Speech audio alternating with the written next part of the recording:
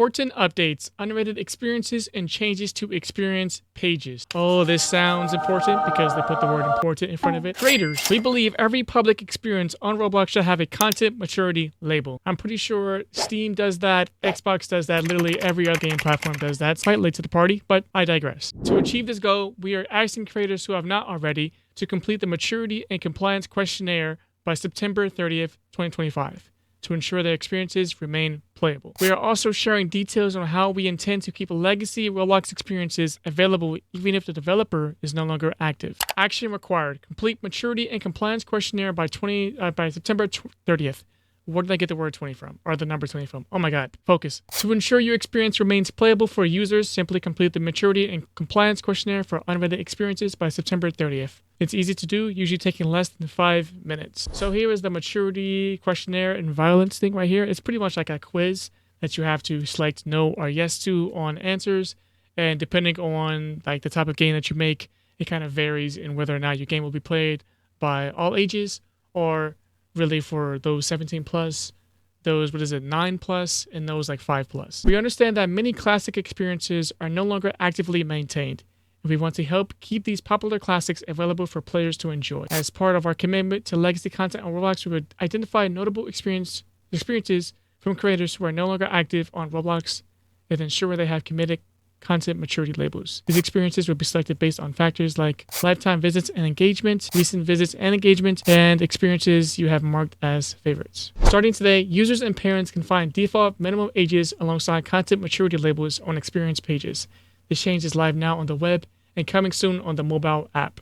The default minimum age is generally based on content descriptors generated from the experience questionnaire, but can be adjusted based on creator settings, user settings, or parental controls.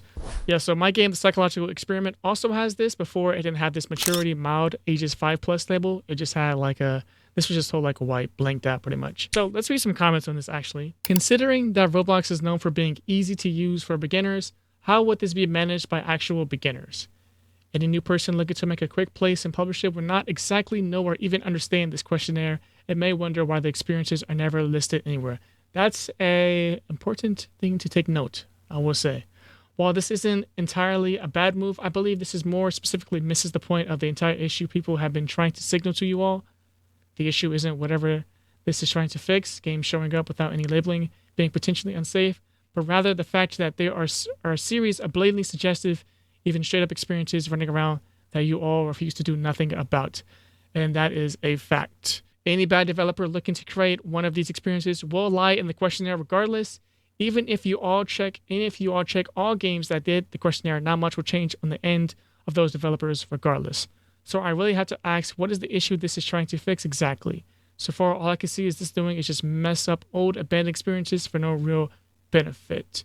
I agree with this. I do agree with this. This change really is only surface level. Roblox should not be making experiences that have no age rating and accessible.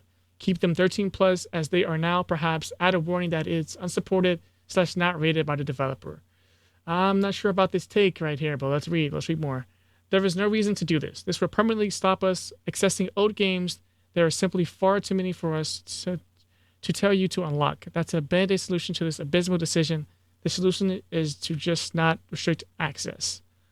Well, these games that are unsupported or not rated by the developer are a quite sizable liability to Roblox, which is, as a corporate, if you view this from a corporate standpoint, it makes total sense why they're doing this. And they are a corporation that has been under some heavy fire recently. So expect them to come out with some blows that they are like sticking to their guns with. And this is probably one of them. Furthermore, merely a month for all developers to update all their experiences. You're literally killing old games with this update, and even relatively modern games which merely aren't updated much. You seriously are disconnected from the platform if you think that most developers have the time in a month to answer a questionnaire for every game they've ever made. A lot of smaller developers simply do not have the time. Well, considering that it's 5 minutes and I've done it for literally all of my games, one thing that it is bad about this, though, is that it's quite tucked away in menus, which is a problem, and that if they are going to enforce this, they need to make it more widely accessible and available to do. I'm on the Create dashboard, and I'm going to go to The Woods game, which is one of my other games on the platform. I have to click on the Manage Experience, have to go all the way down here to Maturity and Compliance, and I'm here. I have to go to the website, I have to click on the game, I have to scroll down to the, what is this, audience section, I have to click on maturity and compliance, which it may not seem hard, but that's like 4 clicks to access like one really important menu that is now a staple of what's to be the future of Roblox games on the platform. That's all the comments I'm going to read about this. Pretty divisive feedback from the community. They're all stating some good points. That's the end of this video. Bye.